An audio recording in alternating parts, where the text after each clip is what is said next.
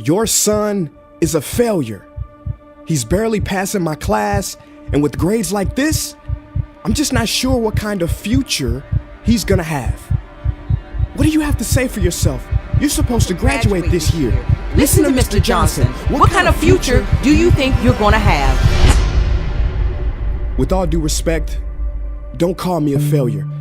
Failure is an event, not a person, in fact. And you talk about the future, Mr. Johnson, but you're not preparing us for that. Excuse me? Just listen to what I'm saying.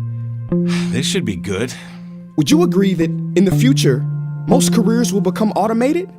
Yeah, so? So the people who succeed will have to be curious, innovative, with resilience to adapt to new changes. What's your point? My point is, the focus in this school is not on that. It is on regurgitating information and test taking, and that's just real. But in today's world, creativity is the most important leadership skill. Oh, that's how you feel. You don't have to believe me, but maybe you will believe the 1,500 executives who recently said creativity is the most important leadership skill. See, pretty soon, no one will be hired because of what they know. Because who cares what you know or if you've memorized a fact?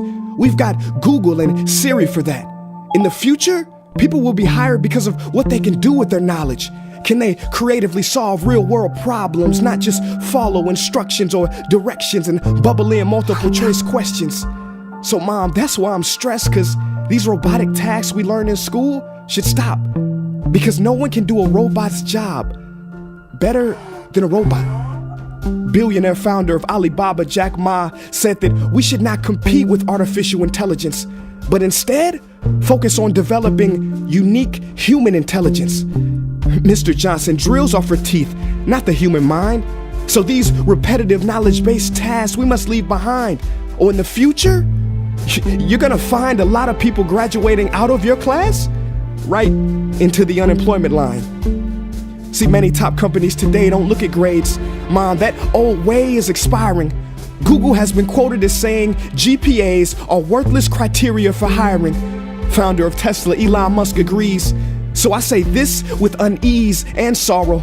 If you continue to teach today as you taught yesterday, then you rob us students of tomorrow. Mr. Johnson, I'm gonna keep it real with you. Sometimes sitting in your class is tough.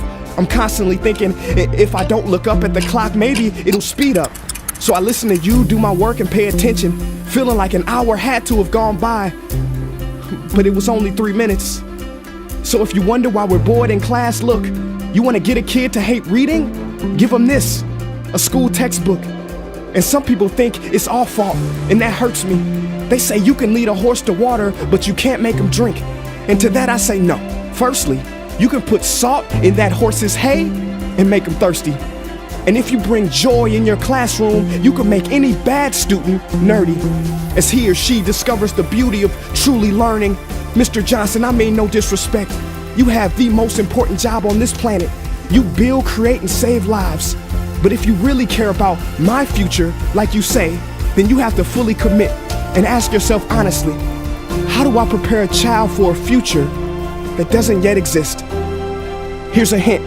The answer is not found in this. It's using this and this. See, in the future, we will need more passion and compassion. People with inspired hearts and wisdom to uplift this planet. And Mom, I love you, but can I be real? Go ahead. You want to know one of the biggest factors for childhood success? It's not IQ. It's family meals. And we haven't had one of those in a while. See, I know sometimes you don't feel proud, because I may not be a straight A student, but I'm not stupid. These tests may be 70% of my grade, but they're 0% of my future. But don't worry, I'll pass this class and get through this. But I need you to give me the space I need to be me and live true. Because the best feeling in the world is that your own parents get you. There's a passage in a book called The Prophet by Khalil Gibran, and if you don't mind, I'd love to share it with you. Go ahead. See, he says, your children are not your children. They are the sons and daughters of life longing for itself. They come through you, but not from you. And though they are with you, they do not belong to you. You may give them your love, but not your thoughts, for they have their own thoughts. You may house their bodies, but not their souls, for their souls dwell in the house of tomorrow.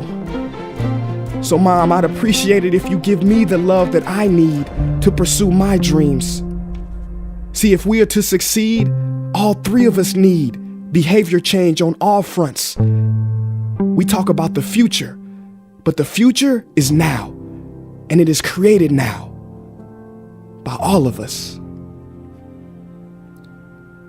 I've never heard you speak like that before. Yeah, I didn't know. But I'm going to reach out to administration and try to change some things. You have my word.